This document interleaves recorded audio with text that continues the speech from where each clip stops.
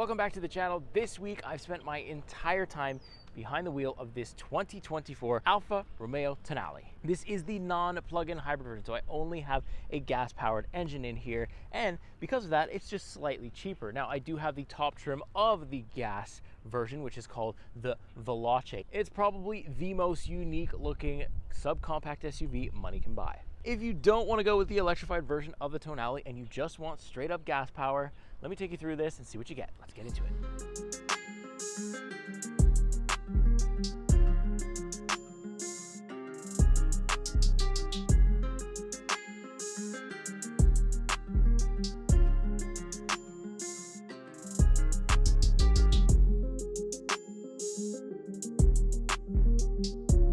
All right, first up, we're gonna take a look at the front for the Alfa Romeo Tonale. You get these really nice headlights here that look really cool, look really good in the dark too. Of course, we got the Alfa Romeo badge. Now, if you get the plug in, you'll kind of get like a plug on this, but since we don't, we have the standard one. Front-facing camera, a bunch of parking sensors. It is the standard kind of like look or front fascia that the Alfa Romeos tend to have, but I really like it. This is my favorite angle of the car. Now let's take a quick look under the hood for the Tonale. We have the 2-liter turbocharged 4-cylinder engine that's giving us 256 horsepower, 295 pound-feet of torque. Now, because the plug-in hybrid has that battery, it's going to be slightly faster and a lot more torquey than this one, but I don't know. I don't think I mind too much. Now, the pricing for this Veloce trim gas-powered Tonale is priced at $46,495, and that is in Canadian. So next, we're going to take a look at the side for the Alfa Romeo. You can see it is a pretty small SUV, but still,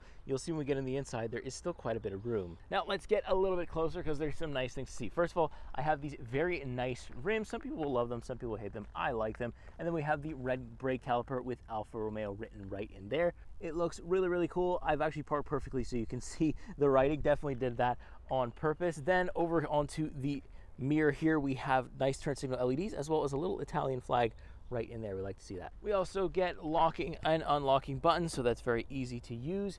I like it. And then of course we don't have a charge port. We have just one gas port right here. All right, last but absolutely not least, we have the rear for the Alfa Romeo Tonale. You can see we have these really cool looking tail lights, as cool as the front. Alfa Romeo badge right here, Tonale written right there on the bottom. The only thing that I find takes away from the sportiness of Alfa Romeo is the fact that we kind of have fake exhaust right here, or fake vents, and there is no exhaust shown here. Of course, there is an exhaust because I do have a engine inside, but they don't show it. So a little bit unfortunate not to see a nice exhaust or even an exhaust at all. But I do have parking sensors. I have a backup camera. I do have a rear wiper here, and of course the tailgate is going to be automatic. I can show you the trunk here. Perfect amount of space, actually a surprising amount of space given how much space we still have in the second row here. Got a little bit of storage under the floor, actually quite a bit of storage under the floor here. Very nice to have that little pass through there. Fold the seats down, you're gonna have plenty of room here in your subcompact Alfa Romeo. So there you have it. That is it for the exterior tour of the Alfa Romeo Tonale. Let's hop inside, and then after that, POV drive. Let's get to it. All right, first up is the rear for the Alfa Romeo Tonale. Something weird here is that, like, you can see it kind of continues back here, so it kind of can knock you in the mouth if you're not careful with the door here. So it is kind of an interesting door. Not too much interesting going on here. I like the silver. No heated seat option or anything like that. Let's actually take a look at the seats. You can see I've got some very nice leatherette here. No crazy stitching, no Alfa Romeo logo. Very, very basic, but it doesn't matter because we're not paying absolute top dollar for this thing, so I can't really complain about it. Let's see how well I fit behind my driver profile. Get in here, close the door. I actually fit pretty well, surprisingly. I'm about 5'11". I've got just enough space for my knees where I'm pretty comfortable back here. The seats are pretty comfortable as well. I've got some ventilation. I do have vents back here, which is very, very useful, especially when it's like 30, 35 degrees out here. So I also have USB-A and USB-C, which is great. A little bit of pocket storage here behind the doors. Baby seat fits perfectly well, able to mount up the mirror, no problem. And actually this kind of fits the window decently. I've got this guy that's gonna fold down here for cup holders. So really good. Plenty of headroom, got my own light back here, big enough sunroof for anybody. That's pretty nice as well. So yeah, I really don't have any complaints back here. It's perfectly comfortable. I could probably do a road trip back here. I have just enough room and that's surprising given how much trunk space we have. So this is a pretty nice compact SUV so far, but let's check out the business end. Let's check up front. All right, so the business end for the Alfa Romeo Tonale here. We have, again, same thing, not a lot going on the doors, no memory seating, nothing like that. I got all my door controls, mirror controls, perfectly fine. We've also got the Alfa Romeo written right here on the door sill, and I have power adjusted seats, and the passenger has them as well, so that is really good news. Same thing, seats, nothing crazy, nothing special here, but very nice feel, also very comfortable. Also, we do have up front here the Alfa Romeo logo kind of embroidered here into the seat, which is very nice. So let's hop in, no problem. AC is blasting because it's very hot. Let me turn that down. Boom. All right, so once you hop in, you're greeted by this very good looking Alfa Romeo steering wheel. Alfa Romeo knows how to make a steering wheel. They're one of my favorites in the game. The only thing that we're missing is the shifting paddles, those metallic column mounted shifter paddles. It is on the plug-in hybrid. It is not here on the normal gas, which absolutely sucks and does take a little bit away from the personality to me. I'm an enthusiast. I like to see, big paddle shifters behind the Alfa Romeo steering wheel, and I guess I have to live without it this week. But what's good is I have the start stop button for my engine right here on the steering wheel, so you feel like an absolute boss when you turn this on with your left hand. Very cool. I've got my volume controls, media controls right here. I can control my digital gauge cluster by switching this for the menu. I can also have different views here. I'll show you that in a second. I've got my lane centering assist, adaptive cruise control, all that good stuff. The lighting control is right down here, illumination control as well. Nice little circular vents. And then I'll show you here our digital infotainment display, where I could go through a couple of options here in the bottom or in the top, in the right hand side, and then I can also show you what I have here on the bottom. I can go through some different options of views. I could also have my navigation right up front and center if that's something you like to do. Me, I personally like this speedometer right there, and then I can also change my view, so you can see it's a very simple view there, then more of like an old school kind of dial, and then you have this one, which is going to change with my sport mode. So here, if I put it in D, that's what sport mode looks like. This is what N mode, so normal, and this is what I believe eco mode looks like. So yeah, very decent digital gauge there, nothing to complain about. Then we move over onto this big enough screen with, I believe it's running Uconnect 5 at this point, and we have Amazon Alexa built in. I've got heated seats, ventilated seats that I can control from right here, and I also have a heated steering, which is really good. I have a bunch of controls down here to control all my HVAC, but I can do it from here in the comfort screen. This is a really, really good infotainment to use. The system, Uconnect, is very good, although I believe the screen is on the slow end. You can see sometimes it takes a little while to respond, but it's not the end of the world. Honestly, it responds fast enough for what you'd really want, and I think there's nothing big to complain about here. Wireless Apple CarPlay, wired Android Auto, all the good stuff's here. Built-in navigation is also here. So yeah, really, really solid. So moving on from that, like I said, we have the HVAC controls. Then we have this dial that if you've seen or driven or know about Alfa Romeo, then you know about this dial. So we have the D for sport mode, the N for normal, and the A for eco. And then when you're in the D mode, you can press this button and you can have your adaptive suspension on, so you can have a nice sporty feel, but also not break your back. So that's very good. I've got a wireless charger right here with the Alfa Romeo logo right in there. Standard shifter, nothing crazy. I like the little Italian flag here next to my parking sensor button. Then I have the volume button, electronic parking brake. You got your USB-C and A cables right there. I've also got two cup holders. This guy here kind of slides out and slides back to give you some more room. A little bit of storage in there.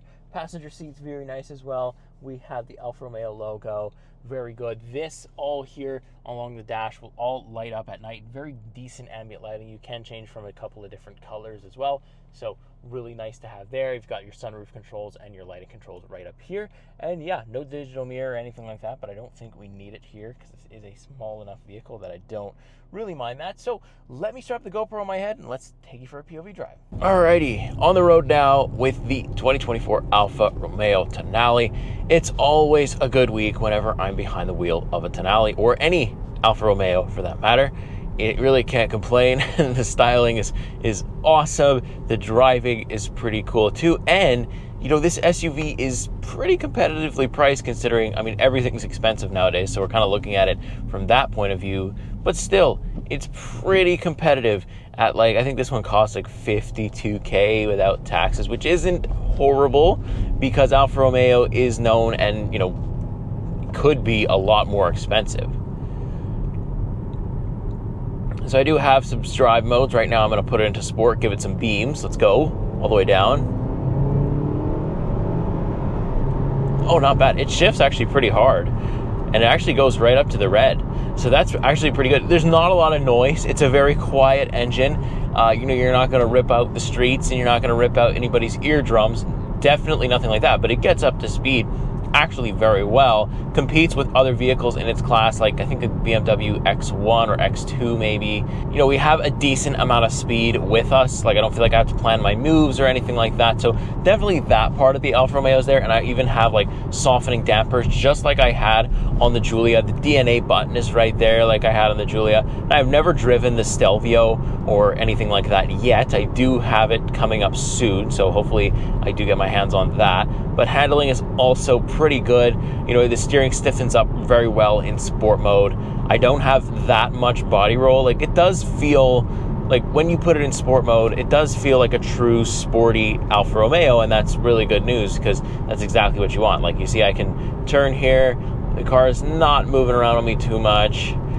It's definitely more than something that's more tuned in, like a Stelvio Quadrifoglio or just the, you know, the Veloce Giulia that I had.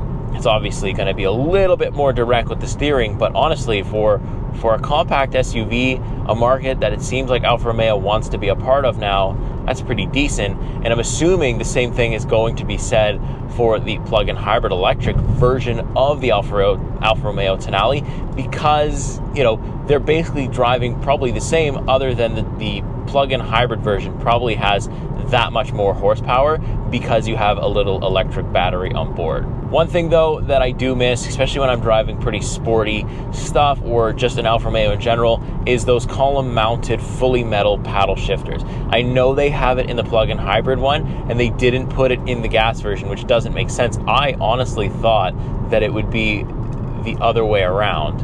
I thought that they would put it in the gas version and maybe not the hybrid version because, you know, whatever. I've heard that it's not a fast transmission, so having those don't make a huge difference, but still, from an enthusiast point of view, you kind of still want to have those big paddles. It looks cool. It kind of, like, you know, it ties everything into the Alfa Romeo kind of personality that I think they have in those vehicles. You notice as well, my turn signals are loud turn signals. That's number one, but also they're pretty weird in the sense that they don't like clamp all the way down. It's kind of like a button more than an actual signal that clamps down. So like, it's right now, it always returns back to center no matter what. So sometimes, like when I'm changing lanes and stuff like that and I accidentally press it all the way down, I have to like push it up. Then if you push it up too much, then it like turns the other signal on. So you just look a little like a, you know, like a stupid person on the highway, like signaling back and forth. But yeah, it's got decent power. Accelerate again. Goes all the way up to red line and bounces off of it almost. That's really, really cool. Now, that would be something that would be cool to see how long I could do that with the shifter paddles here, but I can put it in manual mode if I knock the shifter over, but it just doesn't have the same effect as having these big things right behind your hands. I just miss it. So I do also have a lane centering assist, but the only thing is the active, it's called active drive. You have to set the cruise control in order to activate like the whole system. It doesn't just kind of activate itself.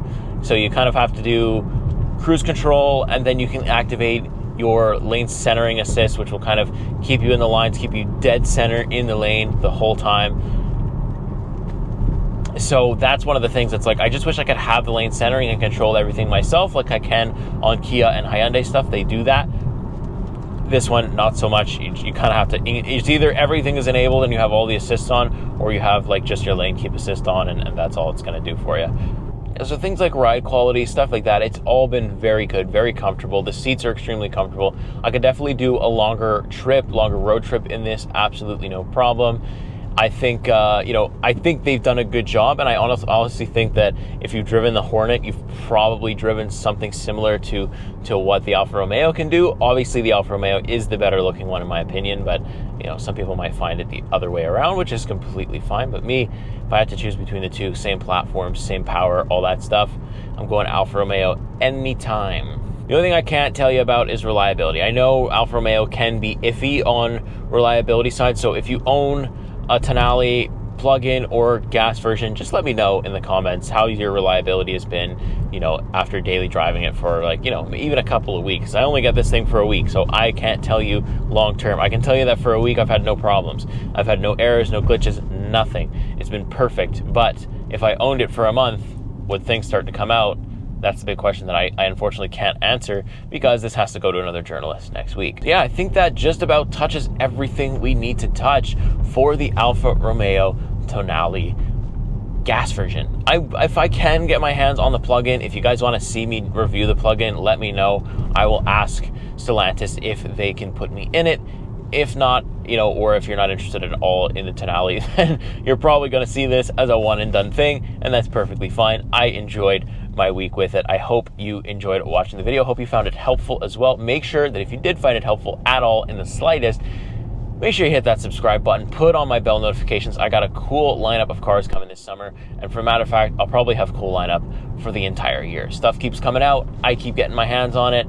It's the endless circle of fun for me, so you're not going to want to miss a single thing. Make sure you leave a like. It helps me more than you know with the algorithm. With that being said, I'll see you next week. See you in the next car. Take care.